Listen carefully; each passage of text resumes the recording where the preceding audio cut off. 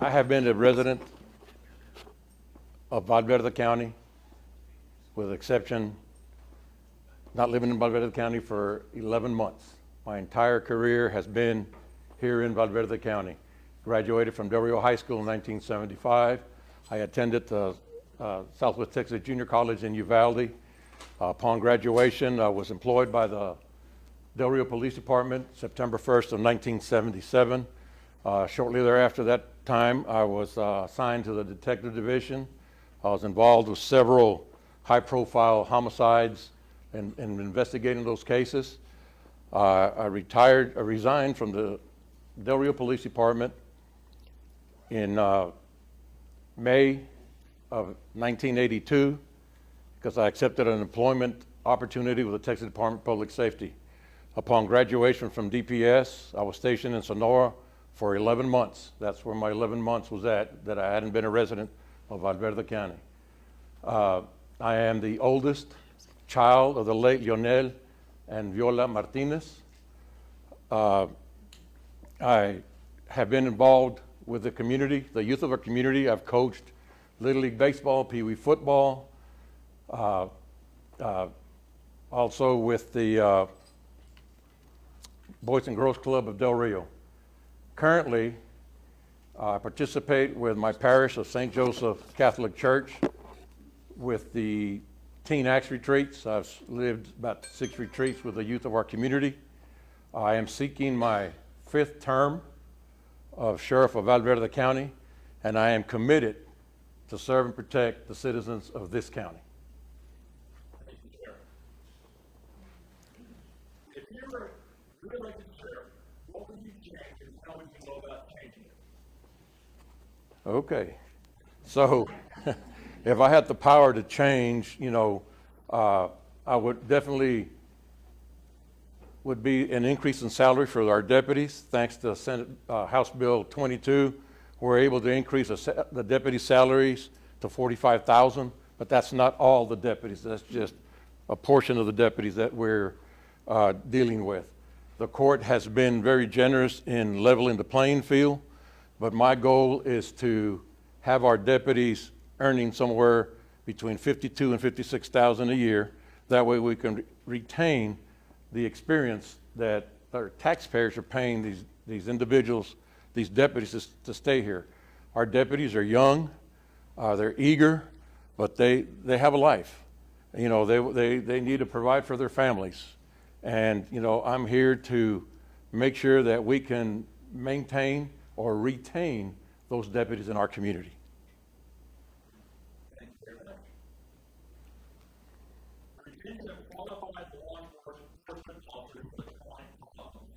Not only for the sheriff's office here, but for other small and medium-sized sheriff's offices and police departments across the state. How are you planning to address that problem? So I'm going to probably answer a couple of questions with this one. So I've already answered part of it. Thanks to, again, House Bill 22, that allowed the salaries of the deputies to be increased throughout the state to a minimum of $45,000. So, we have to attract top-notch individuals to serve and to protect our community. That's my number one goal, is to attract those individuals, to be able to keep them here where they can make a living, where they can support their young families. That's like I said, that's my number one goal. Additionally to that, another issue that we're having is with the jail space. We need to expand the current facility. We've been in conversations with the court to increase the jail space by about 60 beds. So we need to do that piece of it also.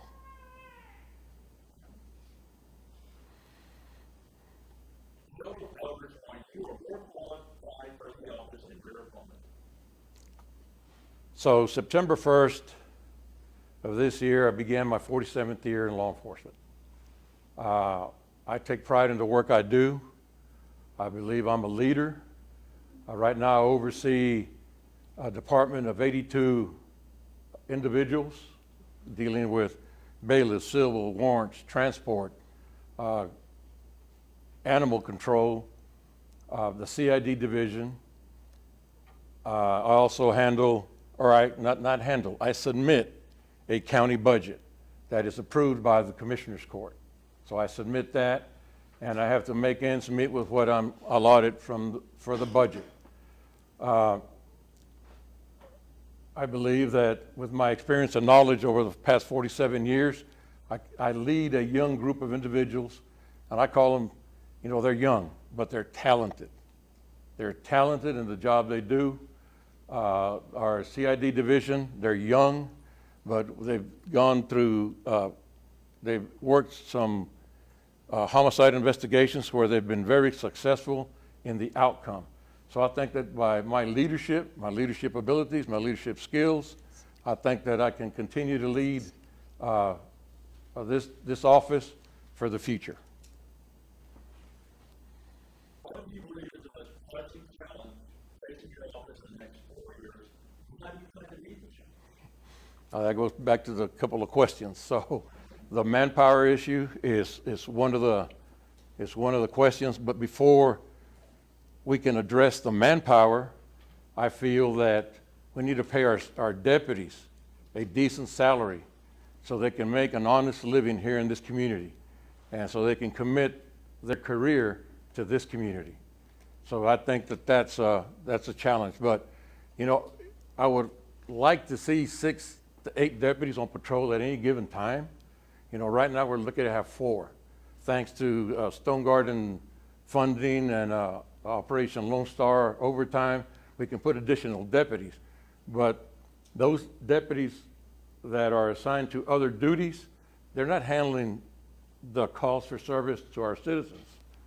So I would like to see 6 to 8 deputies per shift serving this community. That's one of our challenges.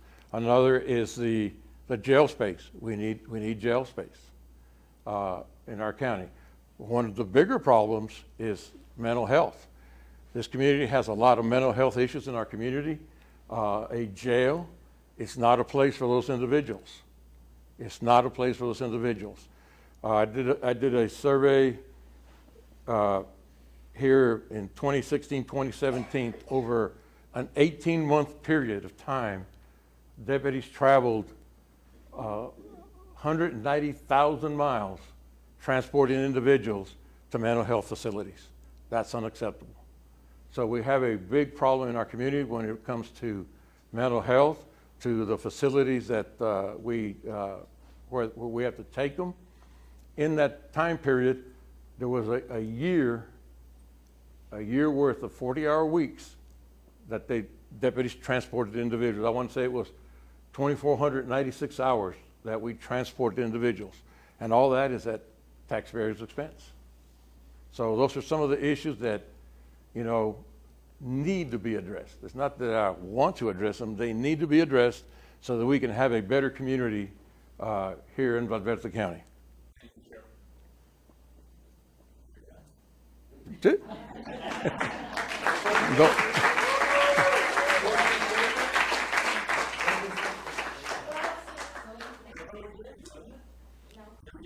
No.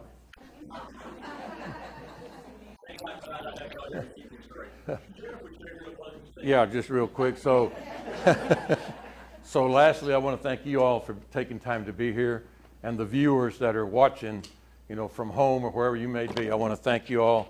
I think that this is a very important election. Like I said, I have committed my entire career, the majority of my career, to serving the citizens of Valverde County. And I take pride in the work that I do, and I am committed to serve and to protect the citizens of Valverde County. Thank you.